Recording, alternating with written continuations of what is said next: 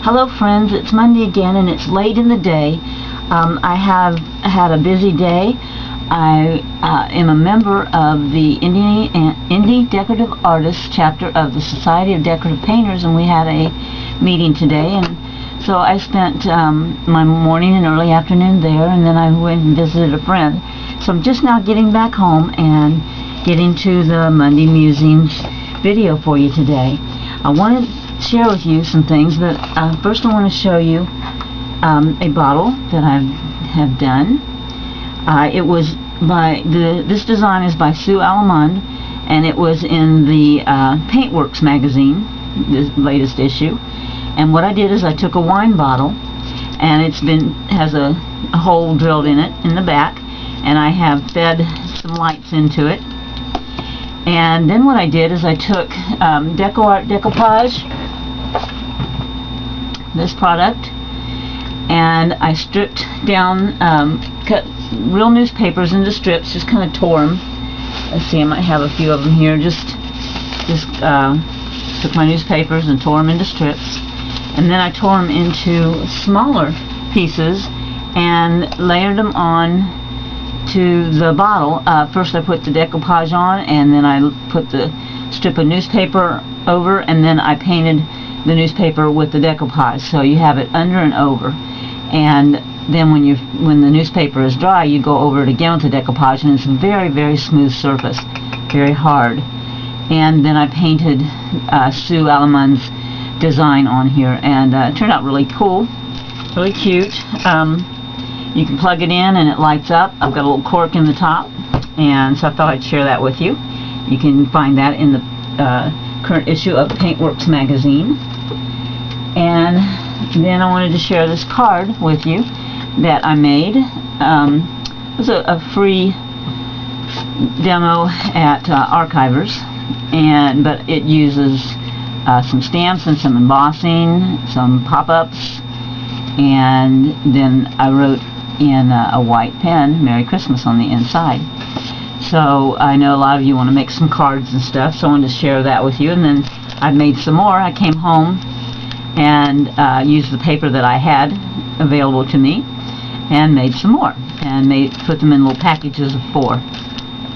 So then I want to share another little thing with you. These are bows that I made using last year's Tim Holtz Seasons paper stack, and they're real fun to make. They're really quick once you kind of get down in your mind how to make them. They're held together with a brad, and then I put a double layer of Pop Dot on them so that you can use them to decorate a package or the neck of a bottle. Wouldn't that be cute? Wouldn't that make a great gift to someone? If I can pick this up like this. I don't know, I hope you can see all this. I'll kind of lay it down so that you can see it. I hope you can. Anyway, that is made from an older Sizzix die. It's this die. I found it on clearance online. You might still be able to find it, or you might have it. And it's strips, and you cut 5 of each length, and then you find the longest brad you can. That's the hardest part, finding a long brad. And then you put it together, and it comes complete with instructions, so you're not left on your own. And I made all of these in one evening the other night. I cut them all first, and then I played around until I kind of got the right fold, how to do it. It's kind of like a collar. You turn it over, and kind of like a collar, or even I'm going to show you my Colts Veterans Day ribbon, but it's like this. It's the same deal, the way this ribbon is folded, and then you put your brad right there. So, and then you keep going until you get them all on there, and then I covered up the brad with the Pop Dots. So, and I also sprayed them with Perfect Pearl spray. And that kind of muted the colors even more. So, you can take all of the papers that you didn't use from last year's stack and make bows out of them. Okay, here's what the strips look like. Okay, the thing I want to highlight today in Monday Musings, and it's late, so I'm not going to do a whole lot. It's going to be this holiday wreath by Tim Holtz, this die. And the other night I cut out a whole bunch of these, and again I used my Tim Holtz last year's seasonal stack. And you get the bow, you get 2 pieces of the bow. See if I can separate these a little bit. Maybe sorta. And you get the wreath. And I cut these in all different, I cut a lot of them. I kind of got carried away, and I used all of the Christmas paper in those stacks. Here's some more, some on the ground. And I even used the ones where they have the little inch squares, because I thought that would look kind of cool. And let me see what else. Yeah, some of the vintage. Oh, and some of these aren't even Christmas because they're the little inch squares, but they kind of all meld in together when you cut them like this. This one's really pretty. Got poinsettias and hymns on it. Very vintage. And here's a real vintage one with toys. And then on the backs of these, you know, then you have a lot of different designs and things. But on the backs of the ones that were full page or the quarter page, then they're solid. So you know you could have your wreath this way or this way. Like, let's see, let me put one of the bows up here. So you put your bow on like that, and then the other part of the bow goes on top of there. See? And it also is three-dimensional because the leaves are sort of cut out, so you want to pull those up, bend them over a little, get some dimension. Like that. And you can pop dot this onto a surface and have even more dimension. Let's see, let's find a good bow for this. And that's a little lighter on that color.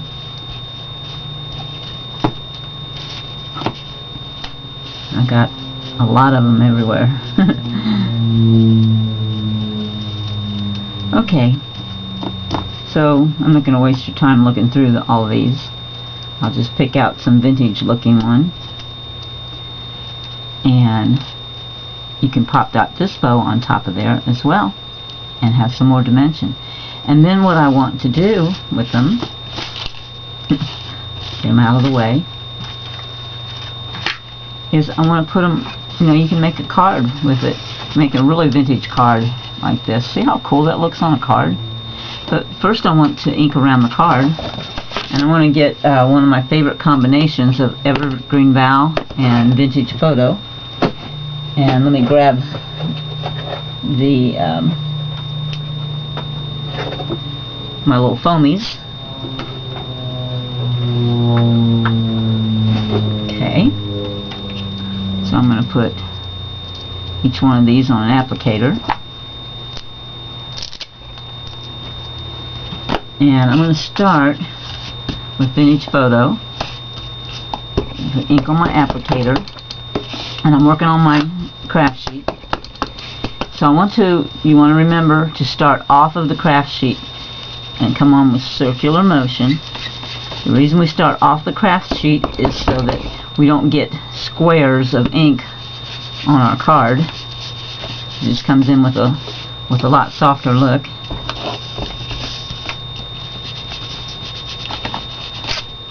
And I'm going to put it front and back.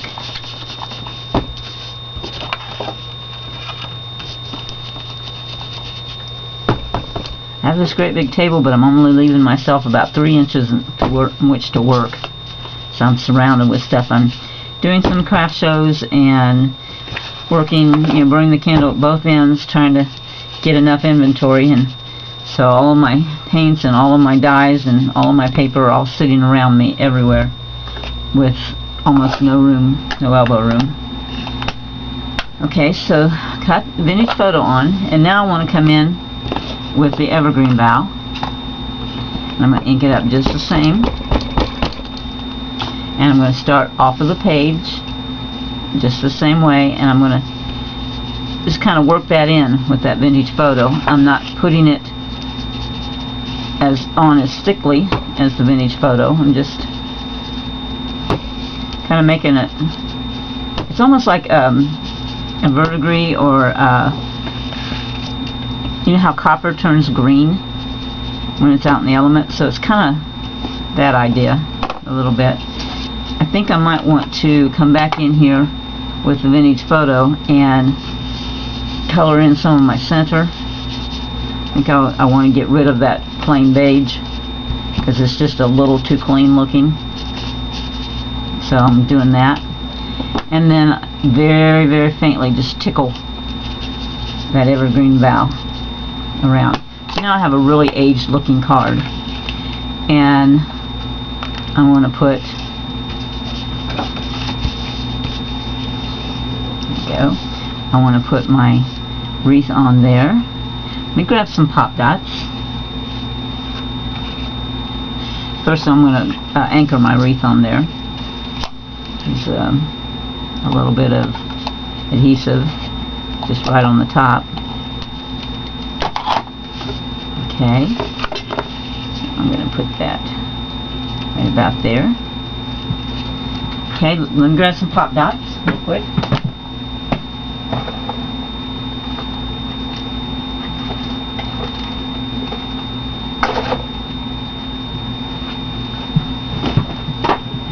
They're behind me. And so I'm going to put one right here,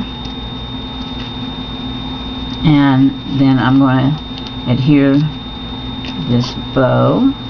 Okay, I'm going to put that right there on the pop dot, and it's okay, you know, this one seems like it's too big, but it's okay because the one that goes on the top of it is going to kind of cover that. So I'm going to go ahead and just run a little bit of adhesive on the back and put that on, and we can pull up the leaves and bend them over a little bit. And you know, you could even put some ink on these leaves. I think that could be a good idea.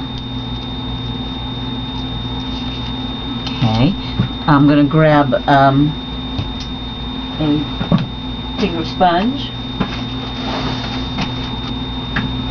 Okay, so I got a little finger sponge because these are a little fragile, and I'm going to put it in the vintage photo, and I'm going to just hold the leaves on my finger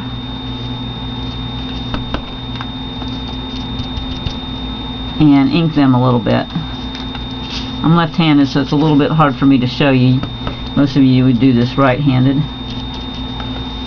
Let me see if I can get my hands out of the way while I do it.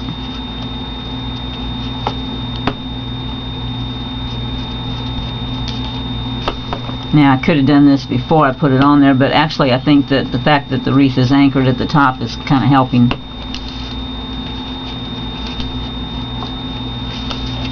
Sometimes I make this up as I go along.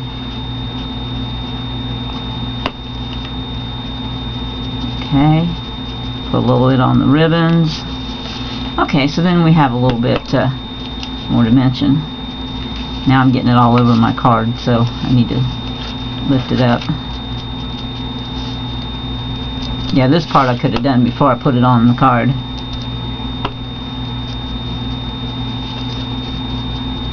Okay. And I think I'm going to put just a little bit of adhesive on the bottom of the wreath.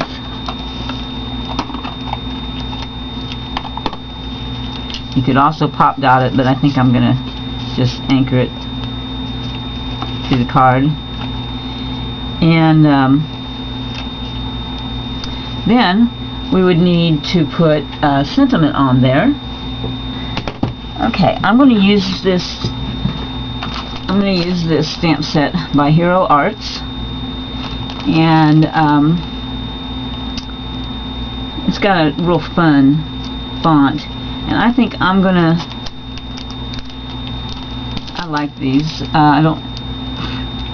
This is a vintage wreath, so I don't want something too cutesy, so I don't think I want to use the jolly.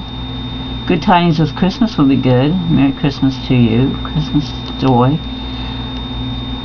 I'm thinking believe in the miracle of the holidays would be good. I'm going to take this out.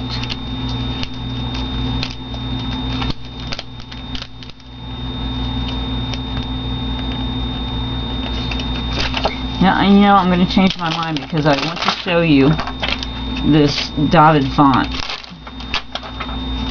So I'm going to use the Merry Christmas to you. Okay, one of the easiest ways to get your sentiment straight is to just turn it upside down and plop it on your craft sheet, and then put your stamping block on top, and that way it won't get stretched or weird. Okay, so now what I'm going to do, since I've got Evergreen Bough and Vintage Photo on there, I'm going to put both of those colors on my stamp. So there goes the Vintage Photo, and over here is the Green Bough, Evergreen Bough. So I'm going to put that on as well. And then I'm going to turn it over and stamp it. I'm going to try and do it right side up for you. And I'm going to put that right underneath here. And when it comes up, I've got both colors on there. And it's a fun font, but it's not too much fun for the vintage looking wreath. I like this card. I think this turned out pretty cool. I might put a little bit more Vintage Photo around the edges just to darken it up a little bit, or you could maybe even go with gathered twigs or walnut stain. I'm going to go around these corners and edges just a little more with the Vintage Photo.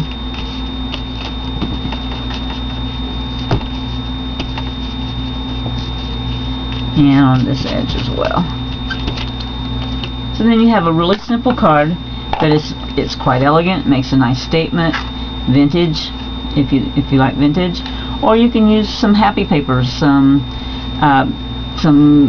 solid cardstock, or some bright papers, some bright graphic 45 papers, and make some really quick and elegant cards.